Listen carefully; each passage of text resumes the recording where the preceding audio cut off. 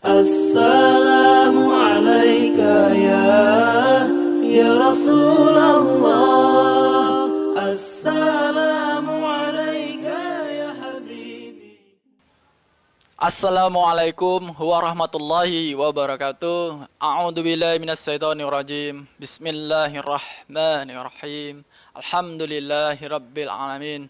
Wassalatu wassalamu ala asrafil anbiya wal mursalin wa ala alihi wa sahbihi ajma'in. Amma ba'd. Qala Allah Ta'ala fi Qur'anil Karim. A'udzu billahi minasyaitonir rajim. Bismillahirrahmanirrahim. Qul a'udzu birabbil falaq min syarri ma khalaq wa min syarri ghasikin idza waqab wa min syarri naffatsati fil 'qad wa min syarri hasidin idza hasad. Shadaqallahul azim. Bapak Ibu sekalian yang saya hormati, dalam keseharian kita pasti pernah mendengar satu pepatah yang mengatakan manusia adalah tempatnya salah. Kita semua paham dan saya harap kita membuka diri kita. Kita dalam hal ini kita tidak saling mencela kan.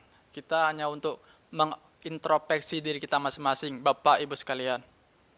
Kita paham manusia itu salah satunya memiliki sifat. Manusia memiliki sifat, yaitu yang pertama adalah manusia itu sering tergesa-gesa. Kemudian yang kedua, manusia adalah makhluk yang bakhil. Yang ketiga, manusia sangat sering sekali mengikuti hawa nafsunya. Dan masih banyak lagi sifat keburukan-keburukan yang menempel pada diri kita. Jadi Bapak Ibu sekalian, apakah manusia seburuk itu? Jadi untuk apa manusia diciptakan oleh Allah Subhanahu wa taala, dijadikan khalifah di muka buminya ini? Allah Subhanahu wa taala mengetahui makhluk ciptaannya. Jadi dari sekian banyak keburukan yang menempel pada diri kita, ada satu hal yang membuat kita sebagai manusia, kita sebagai ciptaan Allah Subhanahu wa taala menjadi makhluk yang dekat dengan Allah Subhanahu wa taala, menjadi makhluk yang tinggi derajatnya dibandingkan makhluk-makhluknya yang lain. Sifat apa itu? Jadi manusia itu memiliki pikiran dan memiliki hati, perasaan. Dengan hati dan pikirannya, manusia yang pastinya dapat belajar dari kesalahan-kesalahannya, dan yang juga pastinya dari kesalahan-kesalahan yang dilakukannya. Manusia tidak sungkan-sungkan untuk bertaubat kepada Allah Subhanahu wa taala. Bapak Ibu sekalian, kita semua paham, kita semua pasti pernah mendengar cerita dari alim ulama kita, dari para guru-guru agama kita, kisah antara iblis dan Adam alaihissalam. Jadi saya ulangi lagi mungkin ceritanya untuk mengingatkan kita kembali tentang tauhid, tentang taat kepada Allah Subhanahu wa taala dalam kisah iblis dan Nabi Adam alaihissalam ini. Jadi ketika penciptaan Nabi Adam alaihissalam, semua makhluk disuruh menyembah Nabi Adam alaihissalam. Yang pastinya dalam hal ini mereka bukan menyembah Nabi Adam, akan tapi menuruti perintahnya Allah Subhanahu wa taala. Tapi yang sangat disayangkan, iblis laknatullah alaihi dengan segala keburukannya tanpa ada satupun kebaikan pada dirinya. Iblis menolak dengan tegas dan sangat dilaknat ketika iblis sudah dinyatakan oleh Allah Subhanahu wa taala untuk keluar dari surganya. Pada saat itu iblis bukannya belajar dari kesalahan yang menentang perintah Allah Subhanahu wa taala. Bukannya bertaubat pada saat itu. Akan tapi Bapak Ibu sekalian, Iblis lebih arogan lagi, lebih arogansi.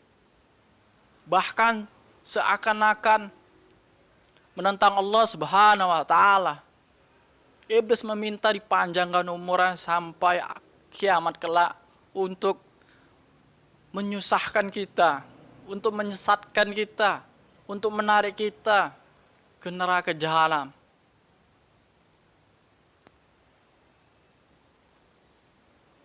Tidak ada satupun sifat yang baik pada diri iblis ini. Jadi pantaslah kita menyebutnya laknatullah alaih. Berbeda dengan Nabi Adam alaihissalam. Kita semua paham juga kan.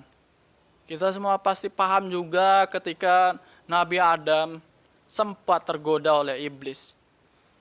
Sempat memakan buah terlarang. Dalam hal ini saya tidak menyebut kata buah khuldi. Karena yang saya pelajari dalam majelis ta'lim saya, dalam majelis ilmu saya,